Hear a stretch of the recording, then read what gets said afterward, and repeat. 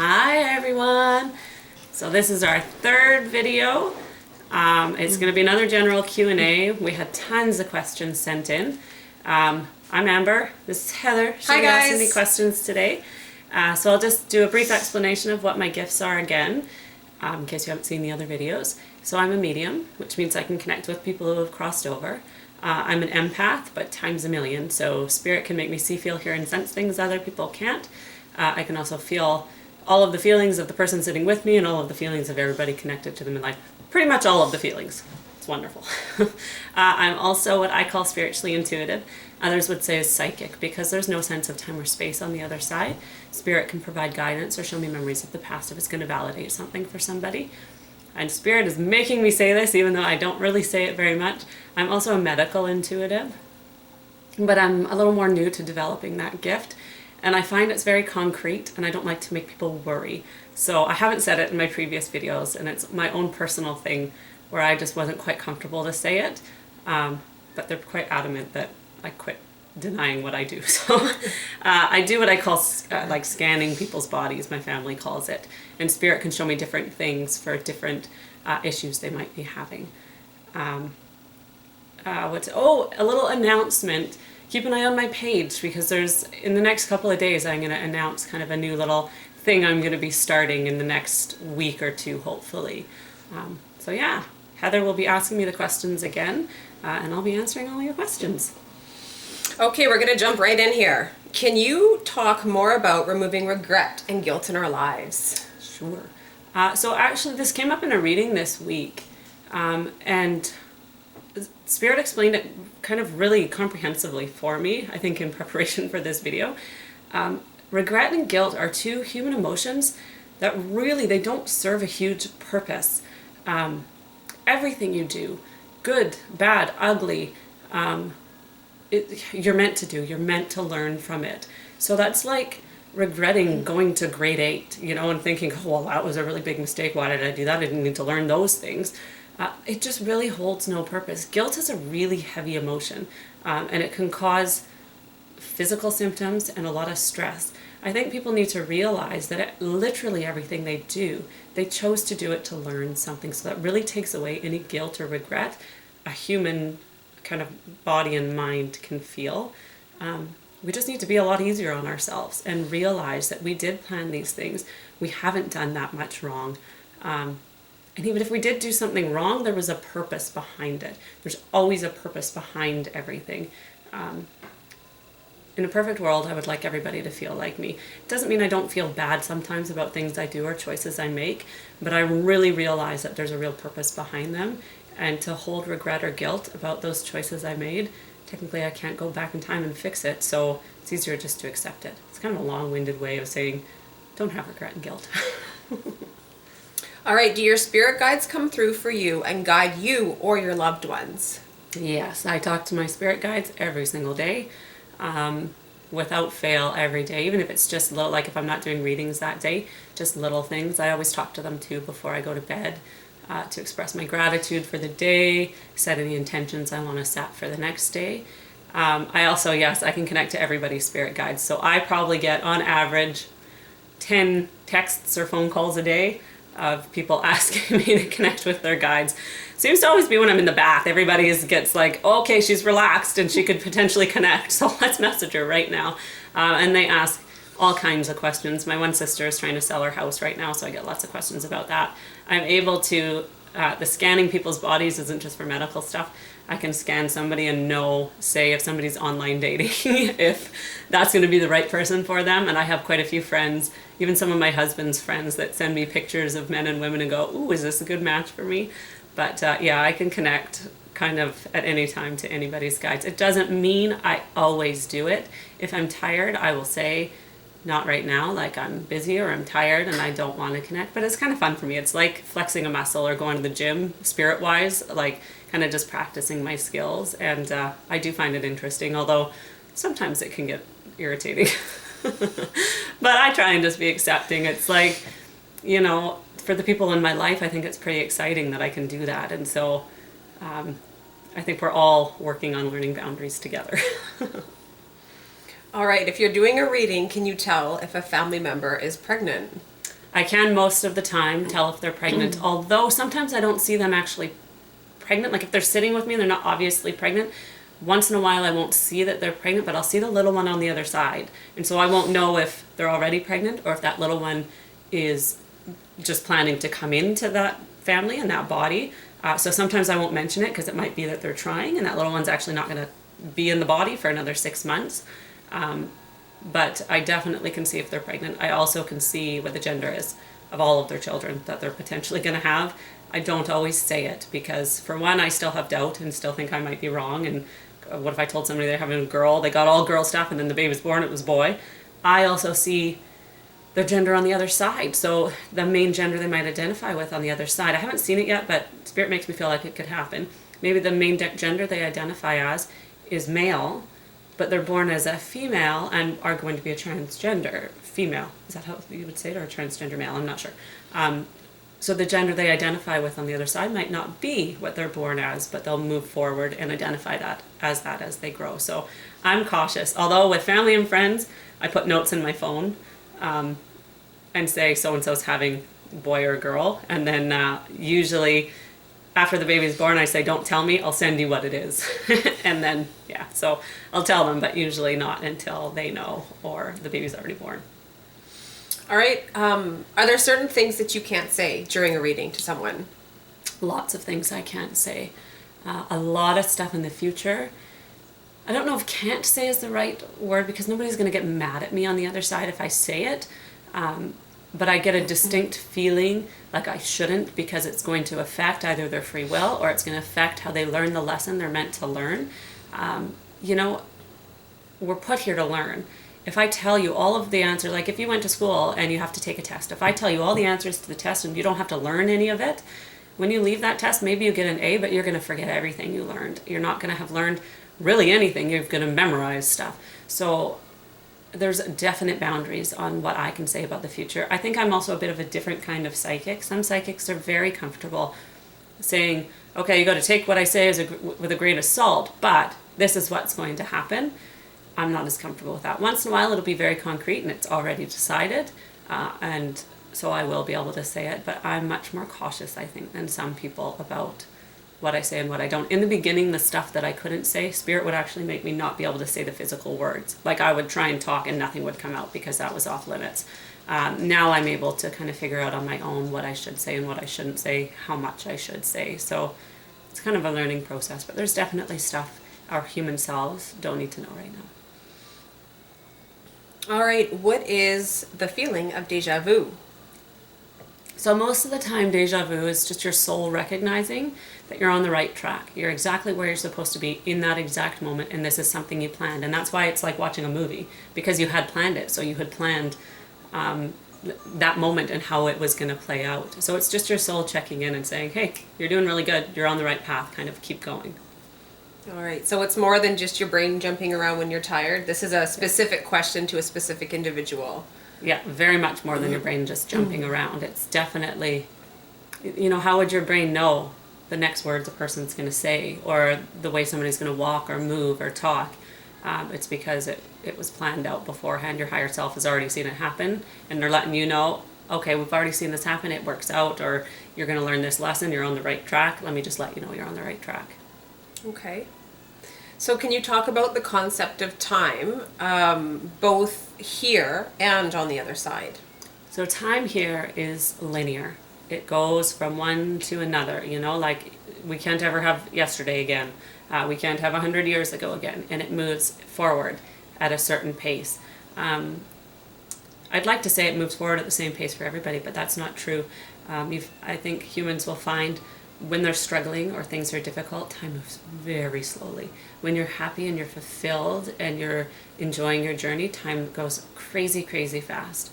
But it's very linear. There's like a structure to it. It's not, you can't meld it, you can't move it, you can't go back and forth. On the other side, that doesn't exist. So yesterday is the same as today, is the same as tomorrow. You can be anywhere. So potentially, and actually, Spirit was able to answer some of these questions this morning for me because I didn't totally know the words to answer them, but I heard them this morning from somebody else. So potentially your higher self can be living a life right now in this body and 5 other places in the world at the exact same time. And then also can be living 300 years ago, 500 years in the future, and can be in so many places at once, because time doesn't exist there. It's very hard to understand, and I don't know that a lot of humans are really meant to understand it fully, because it's not a human concept, so it's hard to grasp. But it just doesn't exist there. Time is fluid. It moves and it flows, and you can kind of go where you want with it.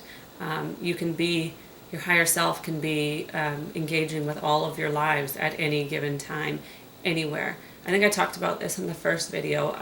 I said it kind of, I said when the earth it kind of ends. It's not when.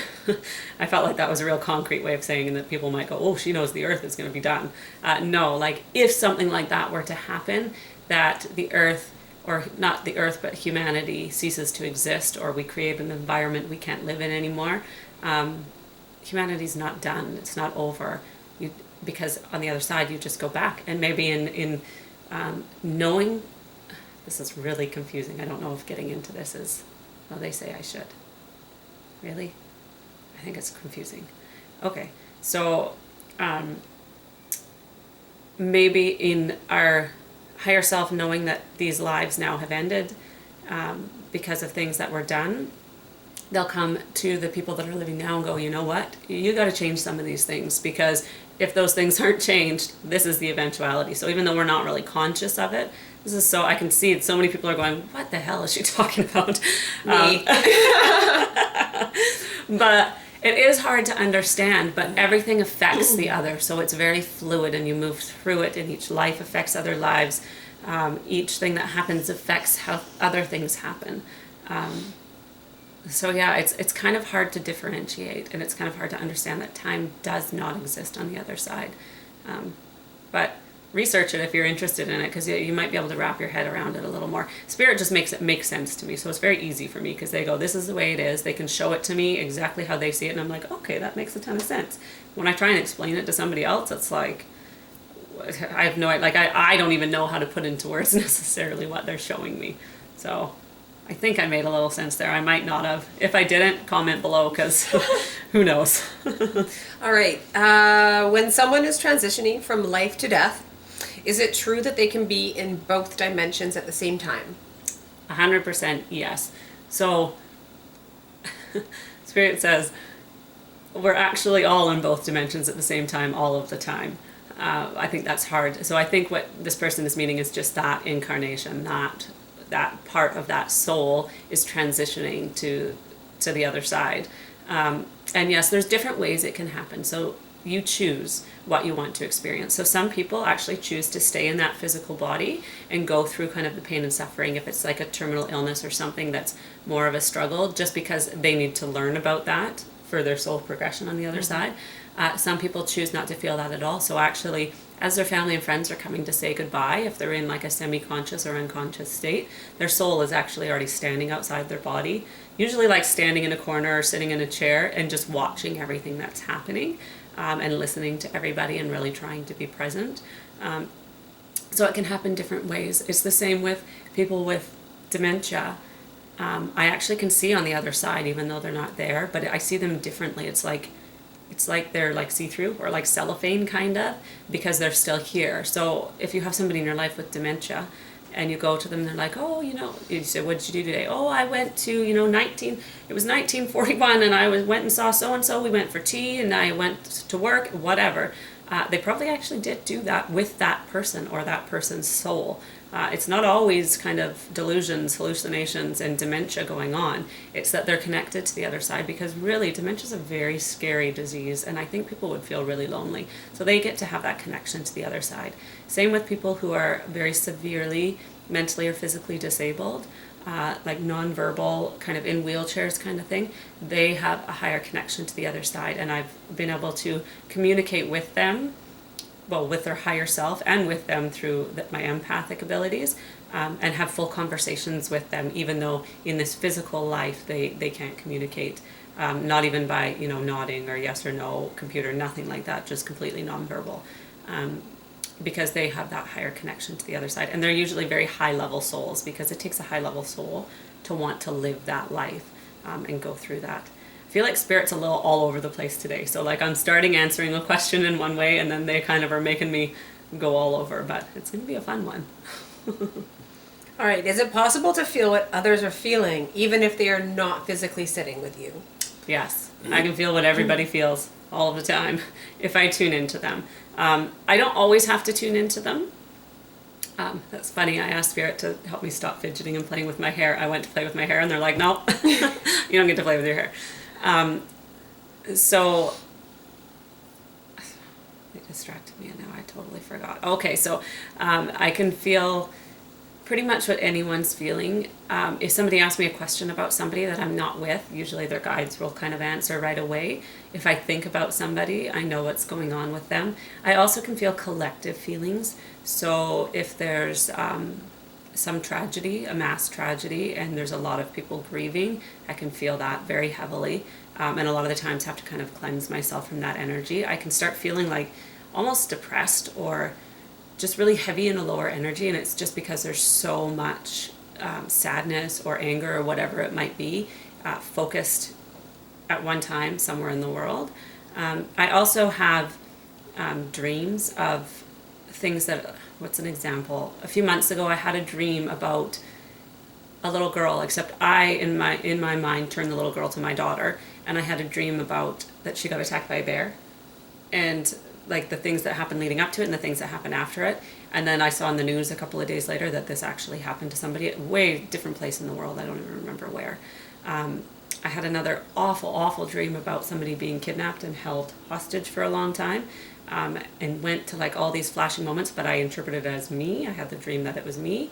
And then a couple days later, again, I saw a news story, or maybe a documentary, and it was about that exact same thing, like in the exact same room and everything, the pictures they showed. So I can feel those kinds of things as things are being processed. So in many different ways, I feel everyone's feelings. At first, it was very overwhelming. I'd go into a restaurant, and it was almost deafening, the noise I heard. I actually had to leave a couple times, my poor family and friends, and I get distracted. Heather knows now. Yeah, it's and true. she'll be talking to me, and I'll look off to Yeah. the side, and Heather's like, "Hello, we're here. What's going on over there?" And I try my hardest to focus on the people I'm with. But if somebody has really heavy emotions and Spirit goes, "Oh, you could really help them," if they were willing, it's hard not to kind of concentrate on that people. Sometimes people's thoughts or feelings are very distracting, and it just automatically makes me look. But yes, kind of across the board, across the world, and the other side, I can feel everything. Which is funny because I used to hate talking about feelings. Feelings were not my thing. And now I get all of the feelings magnified times a million. All right. So how often does this happen to you, feeling other people's feelings or feeling the collective's feelings?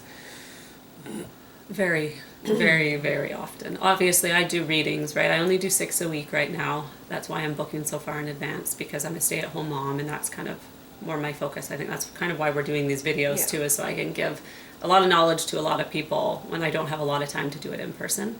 But it really is all the time. The good thing about learning about my gifts and growing is I now know I can set my own boundaries 100%.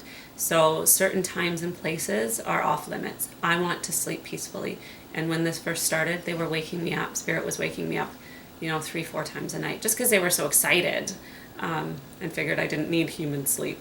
But now I've set boundaries, and there's certain times that I need for me to just be human. When I have a reading in the morning, they're not allowed to bug me until I'm halfway through my coffee, because they were bugging me like before I even got in the shower. And my whole life was just so focused on what was going on around me. And I still really I'm a person who needs like a lot of alone time, so I still need my time not connected to them. And it's not that I don't 100% appreciate the gifts I have and really enjoy connecting to the other side. But I also I'm still a person with human needs, human emotions, and I really need that time on my own. So I set boundaries. But honestly, if I wanted to, I could tune into everybody's feelings all day long. When I go to like the mall or something, I kind of look downwards. I must look strange sometimes because I'm always looking down, because if I catch people's eyes, and people don't have regular amounts of eye contact with me. So their higher self must recognize my soul, and so people stare at me right in the eyes, like uncomfortably. Like it's not like the 1 second, oh gosh, I caught their eye, I gotta look away. It's like they'll just be intense, like an intense stare at me. And if that happens, or if I catch people's eyes, or I'm looking up and focusing on the people as I'm walking by them, I can't yet stop feeling everything they're feeling and knowing what they need spirit for, or where they are in their lives, or what they need to work through. So I have my eyes like cast downward a lot when I'm walking around. All right, we're shifting topics a little bit here. Would you ever consider helping with a missing persons case? I think so. I have actually helped in a roundabout way in a couple of cases, because yes, when I think about a crime or something that happened, I know what's happened to them. I know if they're alive or dead most of the time. Sometimes I'm wrong. And that's the problem with it, is definitely sometimes I'm wrong. I'm not going to pretend to be perfect and accurate all of the time. I still, especially with those types of like heavy energy things, it's a little harder to connect in a more positive way. So at first it was kind of fun to do it, to think about it. Now it's not so fun to tune into awful things that have happened to people. So I think I may get to that place. Sorry, my dog. Daisy, no. And we don't know how to edit, so that will be in there. I think it's hard. It's hard. You know, I don't think anybody, given the choice, would tune into horrible things that have happened to people and try and decide what happened. And it is that heavy for me. I don't think a lot of people realize that. So people do ask a lot of questions. Oh, what happened here? What happened there? Sometimes they want to know what happened to famous people and stuff like that. But at some point in the future, maybe. Right now, I still have a healthy amount of, not skepticism, but like, I still doubt sometimes that I will be correct. And I would hate to, you know, put the police in one direction or the investigators in a direction and then have it be totally the wrong direction. I do have some RCMP members in my family, which is the police in Canada. And so we'll answer questions for them, just in kind of general things to give them a little help.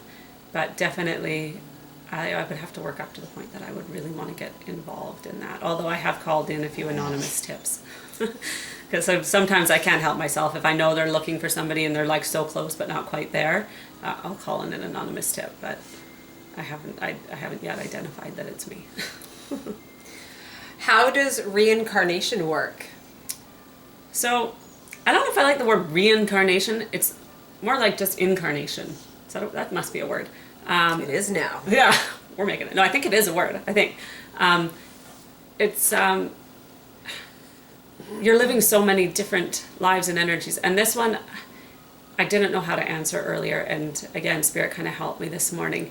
In a previous video, I think my sister had asked if you can go into like an animal body, that kind of stuff. I now know, yes, your energy can go into anything. So even a spider, and that was the specific example I got, and I hate spiders. I'm gonna have to learn to love them, I think. Into nature, into a tree, into whatever. But it's just little bits off of your whole into these different energies. So it's not necessarily reincarnation, because it's all happening at once. All of the lives you're living at once.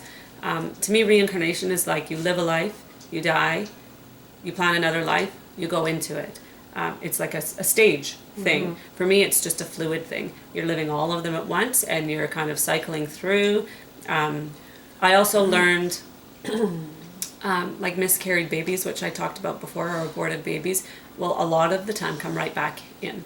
So the next time that person gets pregnant will come right back in. Sometimes they'll get pushed out by like the next sibling that was supposed to come through, going, hey, this is supposed to be my turn, but they will come right back in because they've already planned that life. It's a lot of work to plan a life, and so they'll want to just pop right back in. They're like, well, it's not really coming right back in because of the time and space thing. You're forgetting that. I'm not forgetting. I know that exists. I'm trying to explain it in a human way. I like how they're arguing with me on video. It's good. It's not an argument. It's more they're trying to make it make sense a little bit more. But yeah, I think call it incarnation, because it's just a continual flow of energy through different lives, different dimensions, and things like that. Okay. Am I making sense today? Because I feel Yes, like I'm a little all over the place. Yes, I'm glad you explained it the way you just did because that made sense to me. Oh, yeah, good. So, yeah. And sometimes Heather's really lost, so it's good. It makes sense to you with that one. Thanks. needs to clarify what I'm saying. What are you talking about? That should not make any sense. All right. Excuse me. Can you talk about the law of attraction and the concept that our thoughts create our reality? I can. So that's 100% true. What you put out there will come back to you, whether it's positive or negative. That's why people have really... I'm laughing because they're laughing because I'm going to say this because you're going to laugh. That's why people make vision boards. Because Heather and I have a vision board thing. Because you're putting it out there that that's what you want in your life. And as soon as you put it out there and you've set that intention and you've really decided these are the things you want, that's what's going to come to you. Without fail, what you're putting out there is going to come back. It works kind of against you sometimes, though. So say you're somebody that's very paranoid about getting sick and you're knocking on wood all the time and you're going, oh, I don't want to get sick. I'm not going to get sick. I never get sick. I'm not going to get sick. Because you're thinking so much about being sick, your higher self, your spirit, the other side is going to go, okay, she wants to get sick because she's thinking so much about she wants to get sick. And so then you get sick. And then it's like, well, dang, I was putting it out there that I don't want to get sick and now I'm sick. And it's because you were concentrating so much on that one thing that the universe, the other side, everything goes, okay, this is what she wants in her life, so we're going to bring her that. So you just have to kind of watch where your thoughts go when you're putting it out there and make sure you're putting it out in the right way and not dwelling. Dwelling, just in general, dwelling is not going to lead you to a great place. If you're even if you're constantly thinking about really good things or what you want to happen, you've got to think about, give it a little bit of time and then move on from it, because that dwelling more often than not leads to a real self-doubt place and a place of kind of getting stuck. So 100% what you decide for your life is exactly what's going to happen. As humans, it's very hard for us to decide the positive because we expect the worst a lot of the time. So I'm very much able now to decide the positive in my mind. I used to be a real financial stressor. That was a real thing for me. I was constantly worried if we're going to have enough money to pay the bills and get groceries and all this stuff. And now I just know what will be done, regardless. Honestly, I think my husband and I could quit work and somehow I could still manifest that our bills would be paid and we wouldn't be starving on the street, because my mind now just goes to, I know it's going to be there, so it's going to be there. And that's literally how simple it is. You just have to believe it's going to happen. We're like, you sound like a hippie. It's true.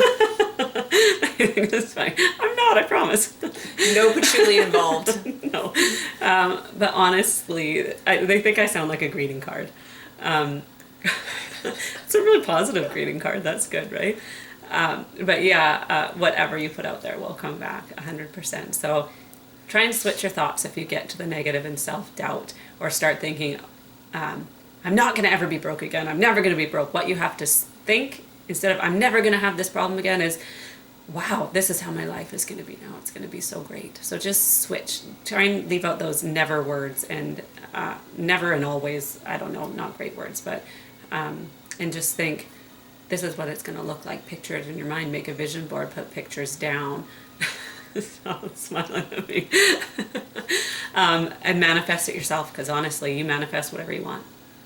All right, so as a follow-up to this last question, there's a book out there called The Secret, and the belief that if you ask, you shall receive. And there are people wanting to know, is this concept true? Yes, both negative and positive. Again, ask and you shall receive. If you ask for the negative, you will receive it. If you dwell on that, you will receive it. But it can be the positive too. It's very hard. It's not like I'm making it sound very simple. Oh, just ask and you'll have it. It's very, very hard for our human selves to get back past our human way of thinking and fully understand that. So it's not like tomorrow you can decide, I'm going to win the lottery, totally going to do it, winning the lottery, and that's going to happen for you. Because kind of your human self and your human energy will get in the way. But yes, you ask and you will receive. So just try little shifts in the way you think and in the things that are going on for you, because just a little shift in perspective, seeing something in a bit more of a positive light, a little bit of hope, a little seed of like faith that everything's going to be okay planted in there, is going to shift what's coming to you in the universe. I used to think when I went to church all of the time, that's a good example, thanks. They don't like churchy words, though. Sorry, I'm just trying to figure out how they want me to say. So when I used to go to church regularly, if I was tithing, I seemed to always have money. And so in my mind, I went, well, obviously, if I'm giving in the church, that's making God happy. And so then I always have money. And when I wasn't tithing, I couldn't afford to tithe, I didn't have money. And I was like, well, obviously then God's punishing me because I'm not giving him some of my money. And so now I don't have any money. But really, it was my mind going, if you tithe, you will have money. If you don't tithe, you won't. It had nothing to do with God punishing or rewarding me for what I was giving to a church that, is good, but he could take or leave because he's going to love everybody regardless. It was my mind going, when you tithe, you have money. When you don't tithe, you don't have money. I was completely controlling that situation and fully did not understand that for, 10 years or so. I just figured if I wasn't tithing, I was going to be broke. And so I manifested that every time I wasn't tithing, I was broke and I was struggling to pay bills. And when I wasn't broke. But it was because I was deciding that that's how it was going to be. Good example. Very interesting, yeah. This is a really loaded question. Okay. I like those ones. Can you please talk more about your psychic abilities? That's a big question, but... So I think people kind of want to know how it works for me, or how I see things. So actually in the last month or two, things have been shifting a little bit in how I see the other side as I'm getting more comfortable. So when I was young, I had set a boundary. I didn't want to see dead people standing where I could physically see them. It freaked the crap out of me. I didn't like it. I'm getting more comfortable with that. So now, like, to this right side of me over here, there's a china cabinet and a little gap in between the chairs. And now they'll actually stand there as I'm talking to them. You're like, that's not what they asked. They wanted you to talk about being psychic, not talking to dead people. But it kind of is one and the same. It goes together because the information I'm getting, I am not pulling out of the person. I'm not reading them. I'm not assuming something about their energy. Spirit's just telling me. So I don't think I know there's people that are psychic that can't necessarily connect to souls on the other side as much. But that's where I get my information. I get my information from people's guides. So it's not like I'm going, okay, let me get my crystal ball and let's look in it and, okay, I see you getting a boyfriend, maybe getting and going through things that way. Their guides just talk to me and I go, okay, this is what your guides are saying. They're saying that this is where you need to head, the direction you need to go in. But I always,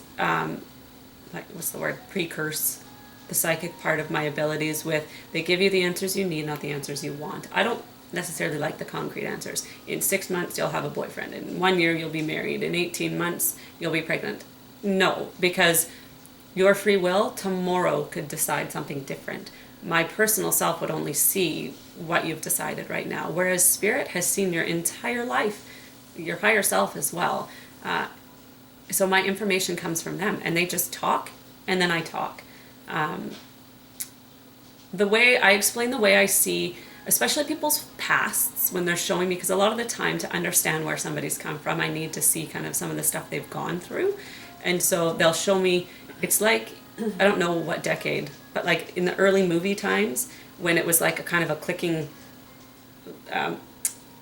like a whole bunch of pictures on this movie screen, and it was kind of like in and out and looked like a black and white in and out. That's how I see people's pasts. They like, it's like they show me a slideshow, but kind of a moving slideshow movie type thing. Mm-hmm. When I see people's futures, I can see some of the people in it, some of the things they're going to go on, because I can see it kind of on the other side, or I guess it's like looking into that future dimension. But I also can they just tell me, this is what she needs to do to get there, or this is what they need to do, or this is what's going to happen. Sometimes with medical stuff, I'll get more concrete things, like you need to go right now and have your thyroid checked because it's going to lead to other problems, or you have a problem with circulation that could potentially lead to a stroke if you don't get that taken care of. So I'll be a little more concrete there. But I'm still very cautious about my psychic abilities and how much I say and how much I don't say. And I think that's a personal thing. Each person like me, I said, there's nobody like you.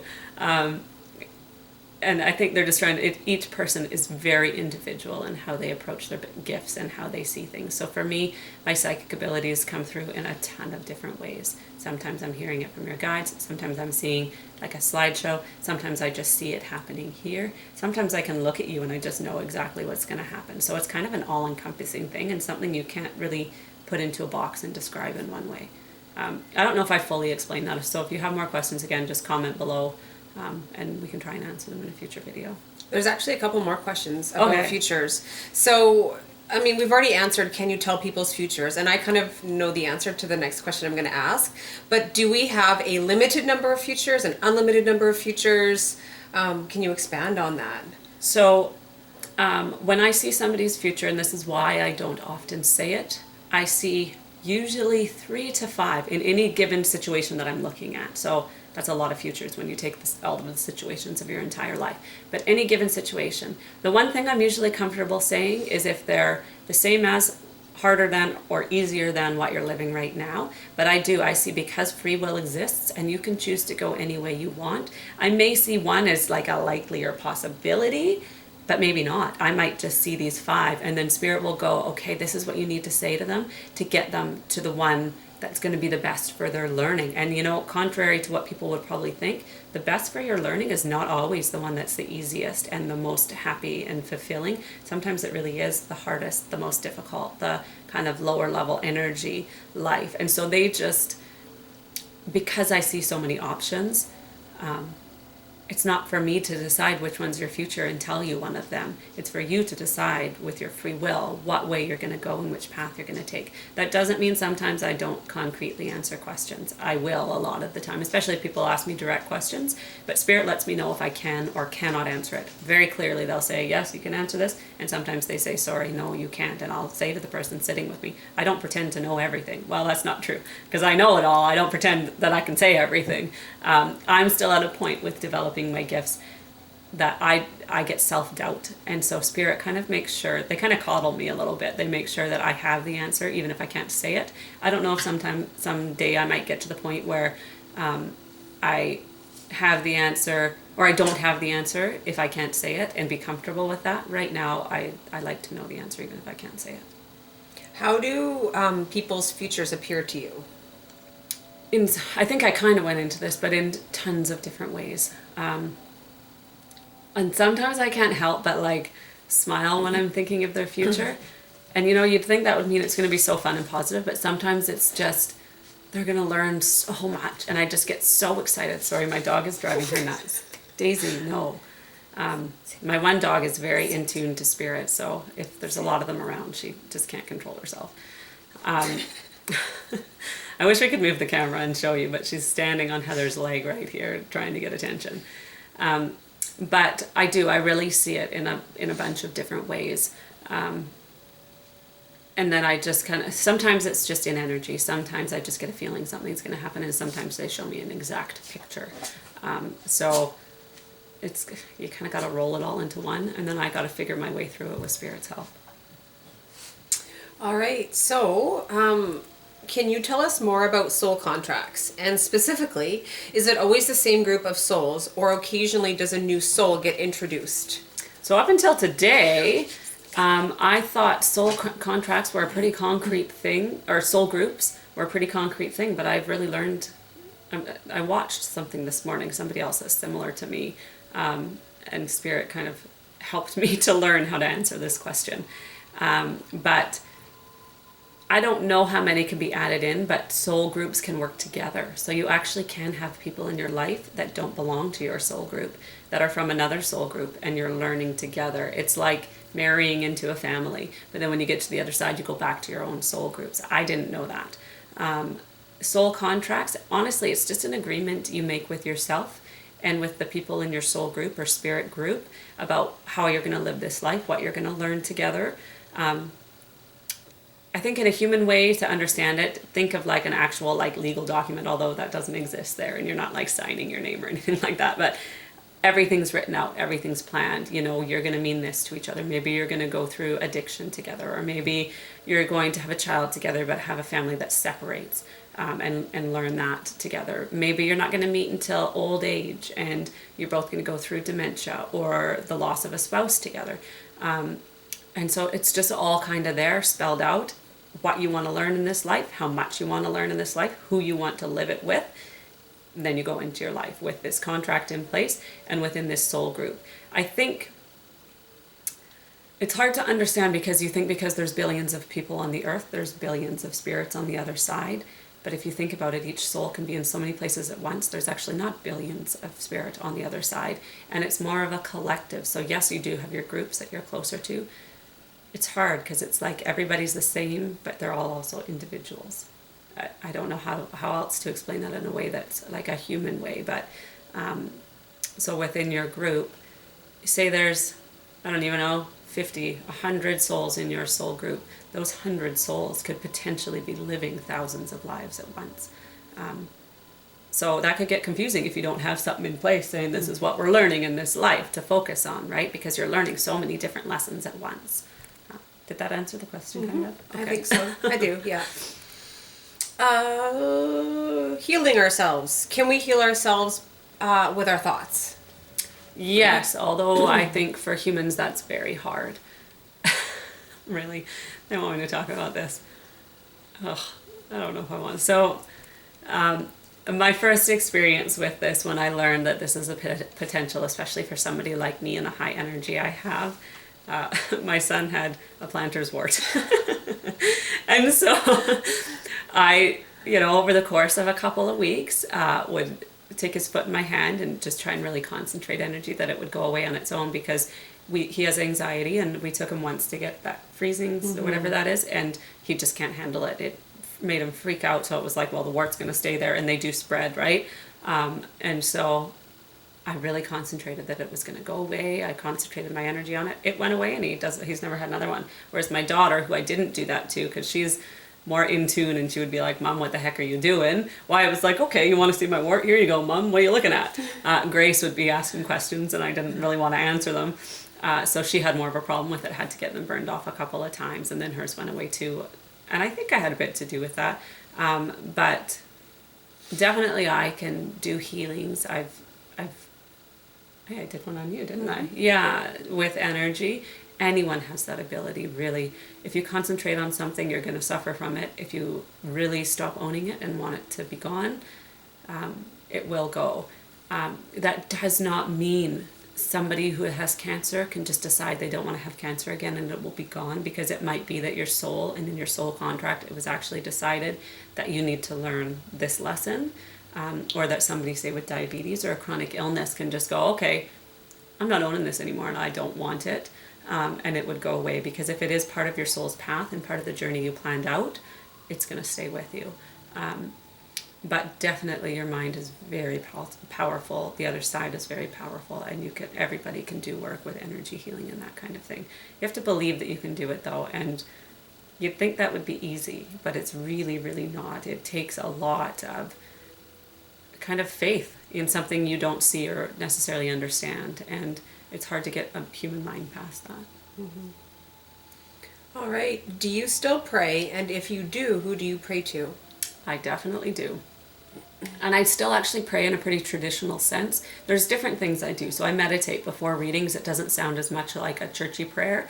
In the evenings, it sounds more like a prayer. I still pray to God, because for me, that's the highest energy. It's what I've learned to call that highest energy. I think you could use a billion names to describe that same high energy. And then I don't know if it's praying or just talking to, but I talk to my guides all of the time. I talk to, when somebody's coming for a reading, I talk to their guides and their loved ones, and I just put the intention out there and ask for what they need or what I need.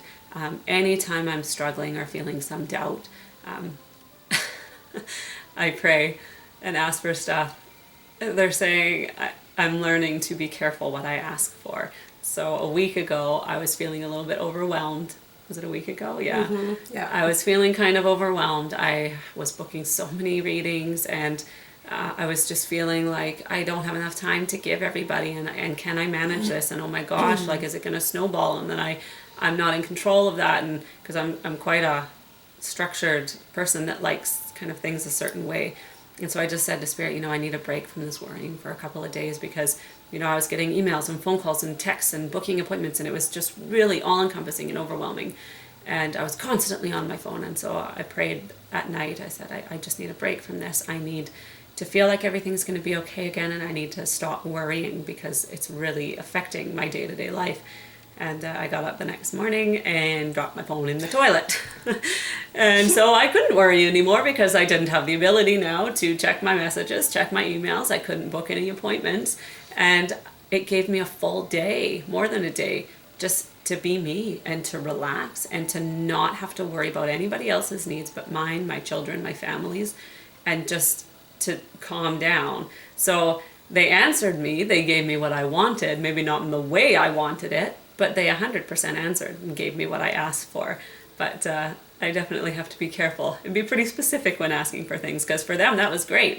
I'm worried. I actually dropped it in the toilet, and then I'm like, oh no, what do I do? So I turned it on and I Googled what to do if you drop your phone in water, and it said, do not turn it on. So I was like, oh gosh, now it's not going to work. But no, oh look, there's a hummingbird.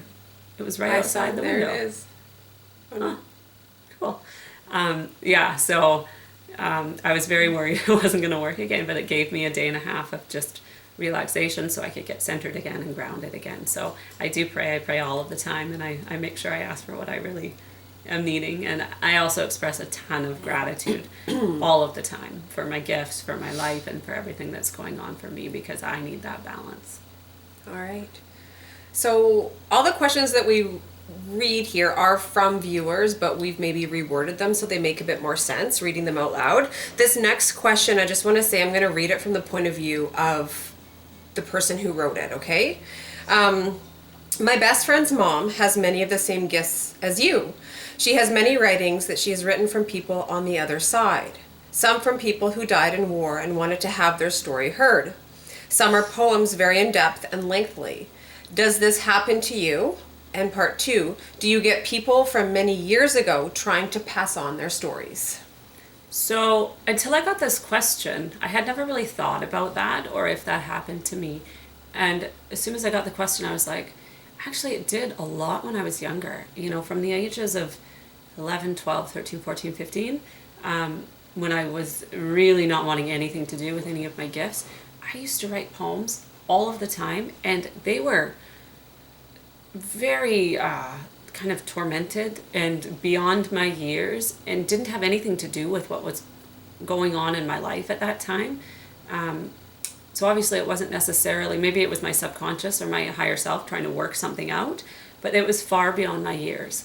If I think of somebody in the past, in history, they'll come forward. And they don't have to get me to write something down. They'll just talk to me and say, this is what's going on. Sometimes if I watch movies, I watched that movie about, I don't remember what his name was, but the guy that broke the Nazi code during that time. He was like a mathematician. Yeah. And after he broke the code, he, a few years later, was jailed, I think, for being gay. And ended up dying. I don't remember the exact story, but that's kind of how it went. And so my husband and I watched it, and then we turned the movie off, and it was late at night. And when I connect, it brings up my energy, so it's hard to sleep. We turn off the movie, and the guy is standing in my living room. And he's like, hey, that was me. You want to have a chat? Obviously, it was 11 at night. I needed to go to sleep, so I'm like, no, I don't want to chat right now, but maybe another time. But if I do connect in that way, yeah, they just come forward. So now I wouldn't necessarily, I'm sure if I sat down, I probably could write a story or a book or poems on other people's stories that have come before us. Not before us, but you know what I mean? Thanks. I like how There they is just no keep time or pointing it out. space. I know. But yeah, they just talk to me now, so I don't necessarily need to write it down. All right, so there's at least one person wondering, and I'm sure there's more, interested in learning how we can raise our levels of vibration or raise our own energy, and if it's possible to influence others in our lives to do that same sort of thing. So anyone can raise their energy. I think just even acknowledging the other side exists and that this is how things work raises your energy just in and of itself. I think before you come into this life, you decide what level of energy you're kind of going to get to. So some people kind of reach their ceiling and that's all they're meant to go. But everybody has the potential to raise to some degree their energy by acknowledging that that way of thinking exists and by trying to accept themselves and how they are functioning in this human life, trying to get rid of regret and guilt that we talked about in the beginning, and doing things to bring yourself into balance. I can't even tell or count how many times I've told people to be a little more selfish, which is a strange, I think, way to think, but Spirit explains it. What is that word they used? They say it's not selfish, it's like self-preservation, self first. So you're putting yourself first, and there is nothing wrong with that. In doing that, you're going to make sure that you're happy. If you're happy and fulfilled and balanced, everybody around you is going to start feeling that from you, right? So using myself as an example, me kind of coming into my gifts and accepting them, acknowledging that this is what's going on for me. My husband, for sure, has begun his own journey of shifting his energy, raising his vibration. For him, it's, I think, a bit more difficult because he has some anxiety too that he has to work through. I'm sure I don't help. It can't be easy to be married to somebody that knows everything you don't want them to know about everything. But just in watching my journey, he started kind of his own. I think a lot of people in my life that are close to me have. So definitely I've affected some people to help raise their energy. Unfortunately, well, not unfortunately, because it's a good thing too. I think knowing me for some people has actually lowered their energy because it's put them in a real skeptical place, and a real place where they think I'm nuts, and so they're shutting down a little, maybe cutting themselves off from me. So they know I don't like talking about this, so they're like, you can frame it in a different way if you want. I don't know how else to frame it.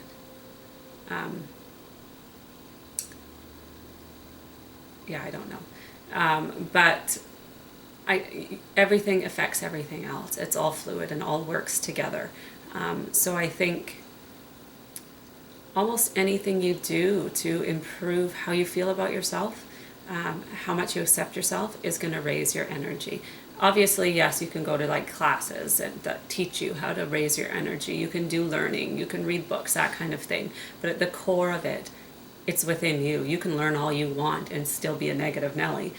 So it's at the core of you. You have to accept yourself. You have to be at peace with decisions you've made. You have to feel balanced, and that's going to raise your energy. And by raising your energy, everybody who knows you and is around you is going to be affected by that, and either choose to embrace it or choose to fight it. So it goes both ways. That was a long-winded answer for a really short question. It was good though. No, it was good. It was good. Can you explain anxiety in regards to gifted people? So for me, I don't know if I've talked about this yet. I don't think, have I talked about this? I don't think you have. Not in detail. So, no. So all of my life, anytime something was going wrong or I was stressed out, I got this like feeling in my chest, like a tightness, like it didn't feel good. And sometimes it would go all the way through my body. And I always knew if I got that feeling, I wasn't going to sleep that night if it happened at night, because it caused insomnia. Like, and I would just be stuck in this worrying place, almost like a tingling through my body. And I just felt so anxious. I wasn't necessarily a very anxious person all of the time. That doesn't count. Like, that's not true, because you had so many phobias, which in and of itself makes you an anxious person. So I was very scared of different bugs, spiders especially, but as I denied my gift longer, it really went into any creepy crawlies. Lots of things caused me a lot of anxiety. I started like checking things, like I'd check on my kids numerous times a night. I would have thoughts or feelings about somebody and I'd have to phone and make sure they were okay right then. So I guess, yes. Whatever. Like, don't differentiate yourself, your anxiety, just because it didn't look like everybody else's anxiety. I guess it was still anxiety. But for me, that was I always got that feeling when I was going through difficult times, because it was Spirit going, hey, like, we're supposed to be here to help you. we're here, you're just not understanding what's going on. So now when I go into a reading or something's going on where I'm tuning in, I actually get that same feeling, but because I perceive it differently, it's like butterflies in my chest, and it's a great feeling. And spirit, sometimes if my mind's going a little bit at night and I'm having a hard time falling asleep, they'll come. I get that feeling and I fall right asleep. So I perceive it as something different. I think somebody who's kind of gifted and is feeling anxiety, it's mostly usually because they aren't understanding what's going on for them. They aren't interpreting the feeling properly. It can be very anxiety provoking to be feeling, if your energy's here and you're feeling an energy way up here, and they're trying to pull you up to them, that can be really, really anxiety provoking.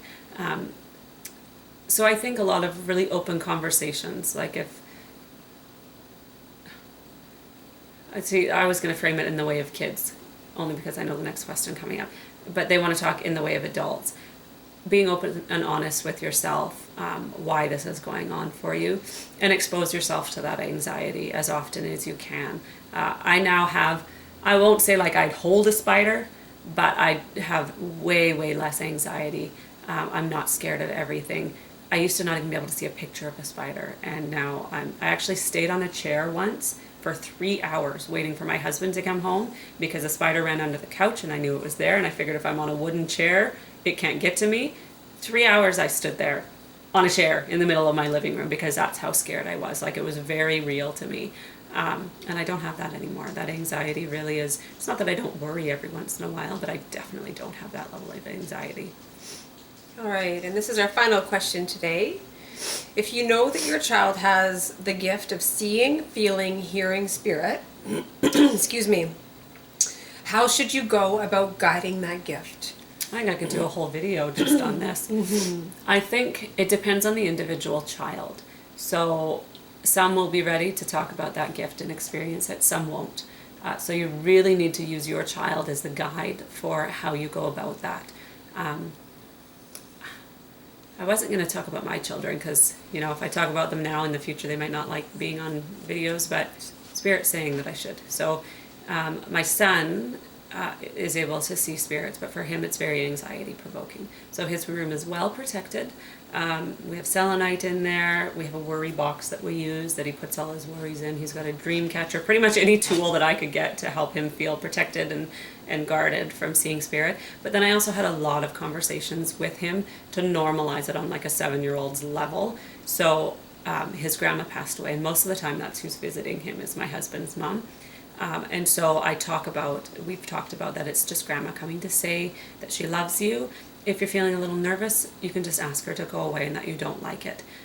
And so we just have really open conversations. Obviously in my house it's different because my kids now know about my gifts on a kid level, not an adult level. So they obviously don't know everything. They've never seen my videos because I don't think it's child knowledge. But they definitely are aware that I have this going on for me. My son definitely sees spirit. My daughter's definitely very intuitive. I don't know yet that either of them have everything I have, which honestly I love my life, but I'm glad for, because it's a huge responsibility. But tons of open conversations and tons of investigating, because sometimes that anxiety is actually coming from a different place. You might think they're gifted and it's coming from something else. So investigation on really where is there something else going on for them? Maybe there's some trauma happening. Maybe they've got something else is out of whack or out of balance, something that needs to be talked through. So really a lot of investigation. Just don't go right to the place where you think your child is gifted in something. Make sure that you kind of look at all avenues. But if you do know 100% your child's gifted, as open as you can be, but with lots of protection for their tiny little souls and their physical bodies, because speaking from experience, it can be very scary. And at 7, 8, 10, 12, 15 years old, you need to focus your energy on growing up and becoming the best person you can.